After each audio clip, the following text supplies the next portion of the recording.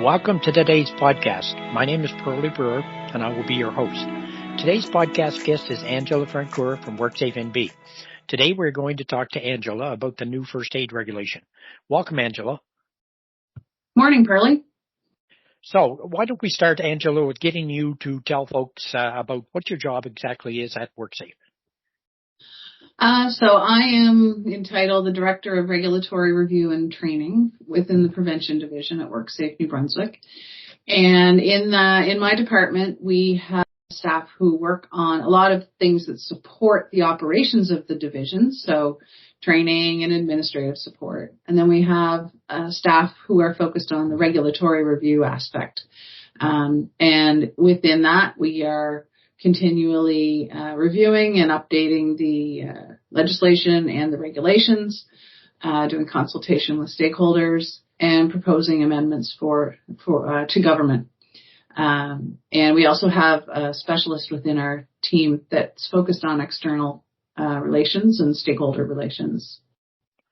So I guess a question and folks are bound to have is why a new first aid regulation? Well, it's not that there was necessarily anything wrong with it, but in some areas of the regulation, we were a bit of an outlier across the country. The 6-hour refresher requirement was something that really made us stand out from other jurisdictions. And we have a mandate that was given to us by the Council of the Federation, which is a body of the premiers across the country, to work towards the harmonization of provincial and territorial occupational health and safety requirements. As you can imagine, having different requirements between provinces can create a bit of a labor mobility issue, some trade issues. So it didn't make sense that you might have to have a different first aid kit in New Brunswick, and then if you traveled to Nova Scotia for work, you had to have a different kit. So across the country, we are working together with our jurisdictional partners and working towards the harmonization of those regulations that we're able to do. And in many instances, that is a harmonization to adopting the CSA standards. So the consultation process you would have gone through, I know you use it for all of your updated legislation. What kind of feedback did you get from employers and workers relative to the first aid topic? So we went out for a public consultation, like we do with all of our proposals now. We got 43 responses to this particular consultation. There was some varying opinion, but for the most part, there was overwhelming agreement among stakeholders, including on the removal of the 6-hour refresher requirement. The proposals were received very positively. There is an opportunity as well once we're in the process of actually drafting the language of the regulation, where it goes to a public review. There was one change identified during public review that we made. So both mechanisms, both the consultation and the public review piece, were received very positively, but it also allows us to make those changes that stakeholders identify. So if an employer calls you up and says, look, Angela, can you give me the Reader's Digest version of what the new regulation says relative to first aid? Do you want to go through it sort of at a fairly high level, so to speak, of what's in the regulation? Sure. So like I said before, the harmonization to the CSA standards is the main part that has happened around first aid. So it now cites and is in alignment with 2 CSA standards. One is Z1210, the 2017 version, which is the first aid training for the workplace, and that's to curriculum and quality management for the training agencies that deliver the training. And as well, it's aligned with or cites Z1220, again, version from 2017, which are first aid kits for the workplace. A couple of the key things that have happened within the regulation itself is that there's a new provision that workplace first aid trainers must be approved by WorkSafe New Brunswick, where previously a first aid trainer that had been included in the list of trainers provided by Canadian Red Cross or St. John Ambulance were also approved in New Brunswick, but all trainers now will go through an approval process with us. And the other interesting part is in the standard for curriculum and training, there's also an audit component. So we'll be looking at that in the future to apply that bit of oversight to the training agencies once we've made the transition and they've had a chance to settle into the new requirements. One interesting amendment is that in the regulation, medical practitioners, so doctors, nurses, and paramedics may be designated as first aid providers without completing the first aid training. In the past, if a workplace had employees that were in those professions and they were actively practicing their trade, then they had to make application to us for them to be exempted from the training. So now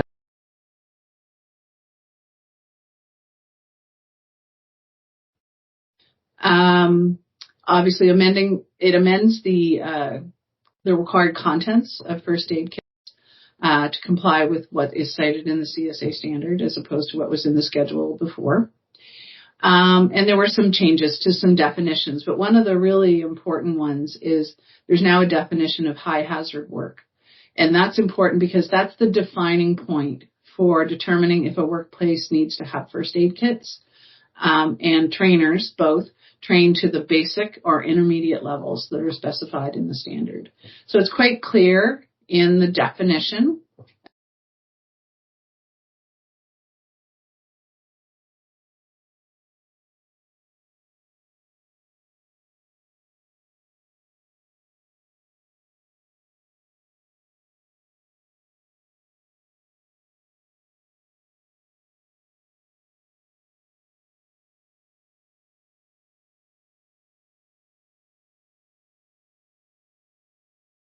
Places in the province will need the basic level, not the intermediate.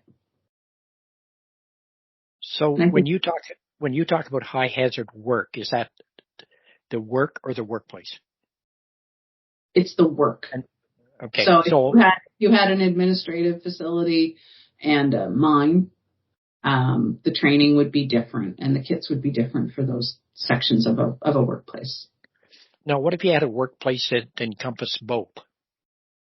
Say if you had a pulp and paper mill and it's under one roof and you have an office component, but say the one trainers that's been approved, is taking the course, is actually working in the office, but is one of the many first aid providers, would they have to train to the higher standard or not? Or because they're in the office, actually it's a basic?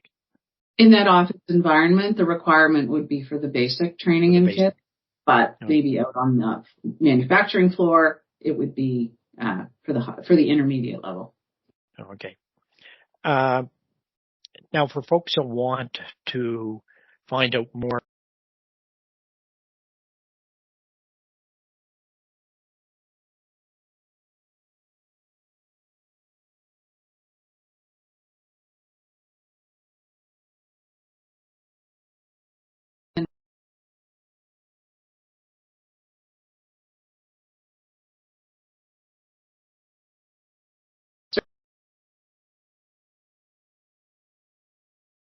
first aid that contains all the updates, all the resources, all that information.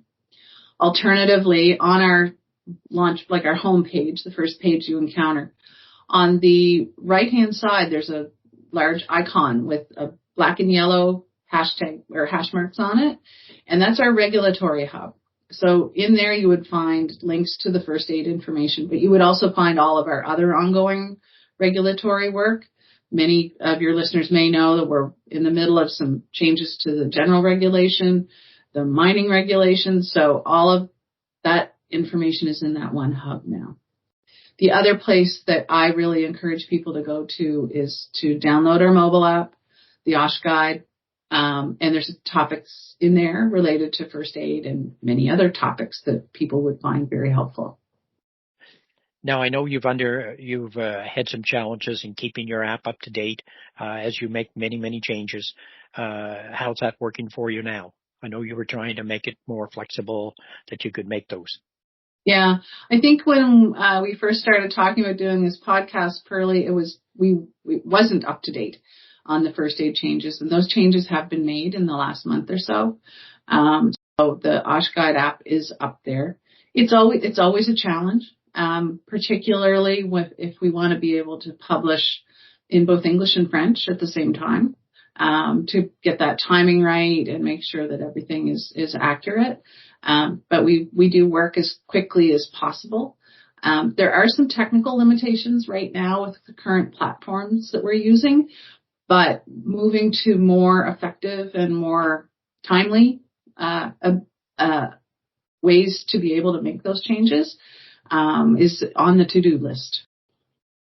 Now, when it comes to implementation, two areas for the trainers. How long do the trainers that are currently registered with you have to meet the new requirements?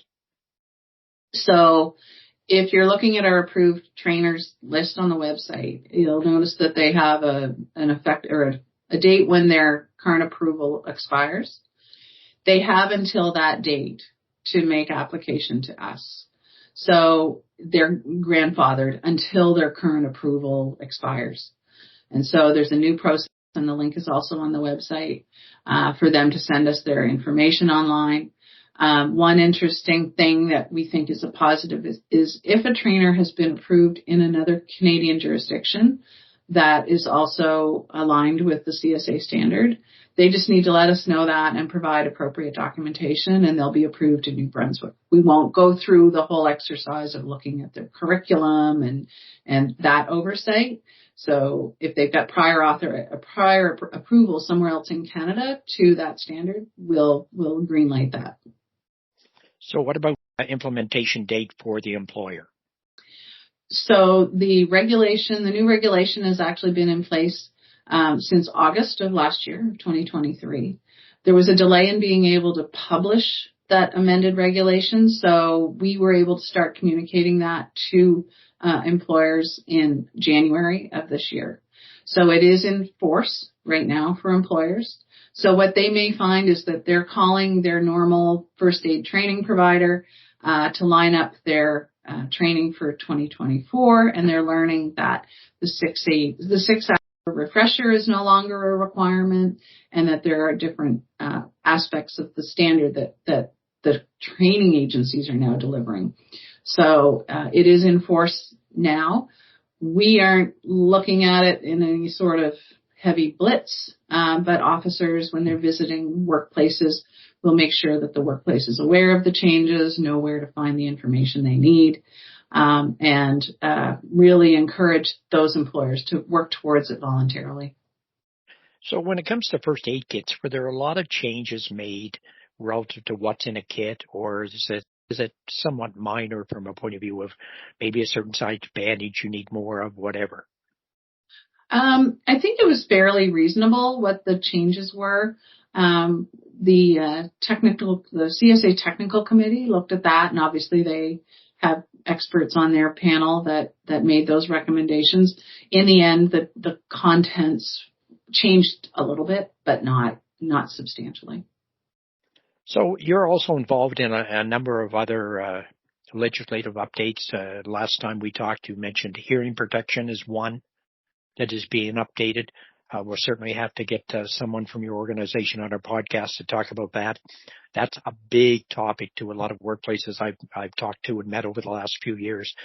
They're seeing a lot of workers file claims for hearing loss because, of course, you go back 10, 20, 30 years, there was not a whole lot of protection in a lot of workplaces. Mm-hmm. So what are some of the other topics that you're updating that you maybe want folks to be aware of, at least so they know they need to check up on them? Yeah, so in the phase 3 changes for the general regulation, 91-191, we are looking at, you mentioned it, hearing conservation programs, which actually is a little broader than just hearing protection. And it's requiring employers that have suspected high levels of noise to implement a hearing conservation program, which includes audiometric testing. We are bringing in a new section of legislation on radiation safety. Several years ago, radiation safety to protect, for example, X-ray workers was removed from the legislation under the Department of Health. And so we're bringing that into our regulation to protect workers. So there's been a fair amount of consultation on that with folks like the New Brunswick Dental Society and radiation safety experts. So some of the other areas that are included in this update are we've reviewed the Regulation 96-105, which is the underground mine regulation, and bringing that up to current industry standards. And in 91-191, we're also looking at changes around emergency eye wash and shower requirements, portable compressed gas containers, some changes around scaffolding, and explosives, and laser radiation would be the other main areas of those changes. And obviously there are a few housekeeping things in there as well, making sure that the English matches the French. We also have a bill in the legislature right now, which is a result of our 5-year comprehensive review of the Act and the regulations. And one of the changes that's in that package is to change the requirement for Joint Health and Safety Committee minutes to be sent to the Commission automatically. We're changing the requirement that employers will need to ensure that the minutes are retained by the workplace for a minimum of 3 years, so that then we can ask for those minutes and do analysis and look at minutes then on a demand basis, as opposed to committees just sending things automatically. Any idea how long that process may take? The legislative process? We are at second reading now in the legislature, and the legislature is sitting until June. So we expect second reading sometime in May, and then it will go to committee and back to the House for Royal Assent, probably by mid to late June. Now, I was at a conference in Halifax a couple of weeks ago, and they talked about some of the areas of new legislation that they're working on. For example, windmills, solar panels, and this sort of thing. Any discussion in New Brunswick about any new areas that you might want to be looking into over the next while? Yeah, so interestingly, we're just starting our next 5-year comprehensive review. And some of those topics are certainly on the list for consideration. I know windmills is in there. Lithium batteries is also one that I believe we're going to be looking at. And certainly when we start into a process like this, we do look at what other jurisdictions are doing and changing and considering. We have a couple of national committees where we have really good mechanisms to be able to understand what are the priorities within other jurisdictions. So that process is just starting. We're also going to be looking at industrial diving, as well as structural firefighting of the existing regulations that we have in place right now. So there's a bit of a laundry list of things we've identified over the last little while, and we're starting to look at that from a priority setting and consultation, preparing for consultation on those different aspects. If folks have things they'd like to have considered, please feel free to reach out to me or to our prevention email address. It's on the website, and we can get it in consideration. Well, look, Angela, thank you very much for taking the time to talk to us. I know you have a lot on your plate right now with all the different topics being updated and reviewed. For our listeners, as Angela just mentioned, if you have feedback, keep an eye on their website. They have all kinds of opportunities for you to provide feedback, to provide input into any kind of update that they're looking at. And I know they'd like to hear from you. Thank you very much again, Angela, for being on our podcast today. For anyone who is listening, would love to have your feedback. You can always reach us at podcast@ssnb.ca. Thank you very much. See you next week. My pleasure.